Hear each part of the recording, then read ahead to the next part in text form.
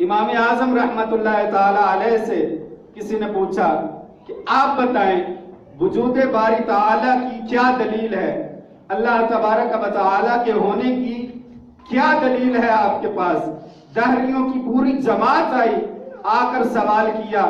امام اعظم رحمت اللہ تعالی علیہ نے ارشاد فرمایا کہ تم مجھے یہ بتاؤ، یہ سامنے دریائے دجلہ بہہ رہا ہے، اس کے کنارے پر ایک درخت ہو، وہ درخت خود کٹ جائے، خود کٹ کر زمین پر گرے، پھر خود وہ چرے، اس کے پٹے خود بن جائیں، پھر وہ خود پٹے جڑ جائے، ایک کشتی تیار ہو، کشتی دریا میں خود بخود اتر جائے، اس میں مسافر بیٹھے، کوئی کشتی چلانے والا نہ ہو، وہ کشتی خود بخود چلتی رہے، مخالف سمت کی ہوا ہو پھر بھی وہ چلتی رہے اور مسافروں کو اپنی منزل تک پہنچا دے۔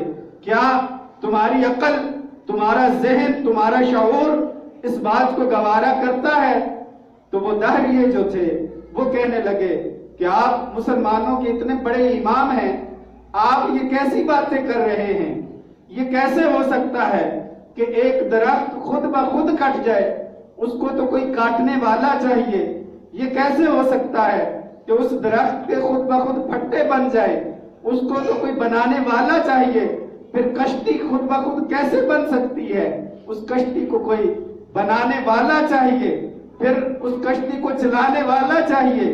تو امام اعظم رحمت اللہ تعالی علیہ آپ نے ارشاد فرمایا کہ اگر ایک چھوٹا سا درخت خود بخود نہیں کٹ سکتا، ایک چھوٹی سی کشتی خود بخود نہیں بن سکتی، خود بخود نہیں چل سکتی، تو یہ کائنات کا اتنا بڑا نظام، کائنات کی یہ پوری ہستی کا اتنا وسیع تر نظام یہ خود بخود کیسے چل سکتا ہے؟ جیسے کشتی کو چلانے کے لیے ملاح کی ضرورت ہے، اسی طرح اس کائنات کو چلانے کے لیے اللہ کی ضرورت ہے، جو اس کائنات کے نظام کو چلا رہا ہے۔ امام شافعی رحمت اللہ تعالی علیہ آپ سے پوچھا، آپ بتائیں وجود باری تعالی کی کیا دلیل ہے، اللہ تبارک و تعالی کے ہونے کی آپ کے پاس کیا دلیل ہے؟ تو امام شافعی رحمت اللہ تعالی علیہ نے ارشاد فرمایا کہ میرے نزدیک اللہ تبارک و تعالی کے ہونے کی دلیل شہدود کا پتا ہے۔ پوچھا گیا وہ کیسے؟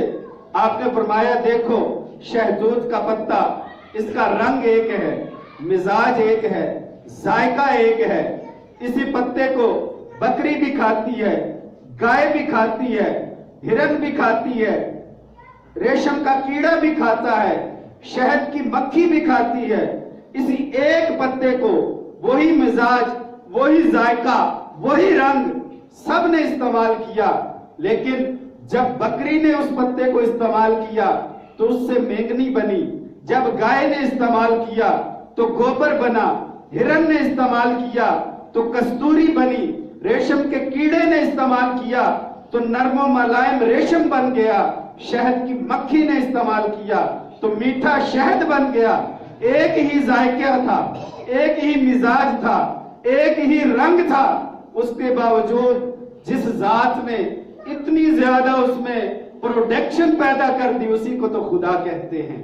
احباب گرامی، اسی طرح امام مالک رحمت اللہ تعالی علیہ سے کسی نے پوچھا، آپ بتائیں وجود باری تعالی کی آپ کے پاس کیا دلیل ہے؟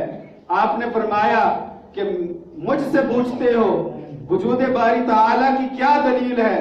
تمہارے منہ میں جو زبان ہے یہ اللہ تبارک و تعالی کے ہونے کی دلیل ہے۔ پوچھا گیا وہ کیسے؟ فرمایا جب بچہ پیدا ہوتا ہے، زبان کا یہ ٹکڑا، زبان کا گوشت کا یہ لوتھڑا، چاہے وہ بچہ عرب میں پیدا ہو، چاہے وہ بچہ کسی بھی علاقے میں پیدا ہو، اس کا یہ زبان کا جو لوتھڑا ہے، یہ زبان ہے، گوشت کا ٹکڑا ہے، یہ ایک ہی ہوتا ہے، لیکن کسی علاقے میں جب مخصوص عمر میں پہنچنے کے بعد وہ بچہ بولتا ہے تو کبھی اسی زبان کے ٹکڑے سے فصیح عربی کے الفاظ نکلتے ہیں، کبھی اسی زبان کے ٹکڑے سے فارسی کے الفاظ نکلتے ہیں، کبھی اسی زبان کے ٹکڑے سے اردو، پنجابی اور انگلش کے زبان نکلتے ہیں، الفاظ نکلتے ہیں۔ تو جو ذات ایک ہی زبان کو، ایک ہی گوشت کے ٹکڑے کو اتنی زیادہ بولیاں عطا کر دے، وہی تو خدا تعالیٰ کی ذات ہے۔ آپ نے فرمایا جو شخص کہتا ہے کہ خدا نہیں ہے، لاؤ اس کو میرے سامنے بٹھاؤ، اس کی زبان خود بول کر کہے گی کہ ہاں خدا موجود ہے۔ احباب گرامی، اسی طرح امام احمد بن حنبل رحمت اللہ تعالی علیہ، آپ سے کسی نے پوچھا آپ بتائیں وجود باری تعالیٰ کی کیا دلیل ہے، خدا کے موجود ہونے کی آپ کے پاس کیا دلیل ہے؟ تو امام احمد بن حنبل رحمت اللہ تعالی علیہ آپ نے ارشاد فرمایا کہ ایک ہوا بند کمرہ ہو، ہوا بند ہو، اس میں ہوا بھی نہ آ سکتی ہو، اندر اس کے چاندی ہو، پھر اس کے اندر سونا ہو، اور جب اس کمرے کی دیوار ٹوٹے تو اس میں سے جاندار بولتا ہوا باہر آ جائے، اس میں سے جاندار بولتا ہوا باہر آ جائے، حالانکہ وہ ہوا بند کمرہ تھا، اس میں ہوا کہیں سے نہیں جا سکتی تھی، لیکن جب وہ دیوار ٹوٹی تو جاندار بولتا ہوا باہر آ گیا۔ پوچھا وہ ہوا بند کمرہ کیا ہے؟ تو فرمایا کہ مرغی کا انڈا، اس کے باہر ایک سفید دیوار ہے، اندر سیال مادہ ہے، پھر زردی ہے۔ اس ہوا بند انڈے کو جب مخصوص ایک پروسیجر سے گزارا جاتا ہے، مخصوص ایام کے بعد جب وہ انڈا ٹوٹتا ہے تو اس میں سے چوزا بولتا ہوا باہر نکل آتا ہے۔ جو ذات اس چوزے کو اس ہوا بند انڈے میں زندگی عطا فرماتی ہے، اسی کو تو خدائے وحدہ لا شریک کہتے ہیں۔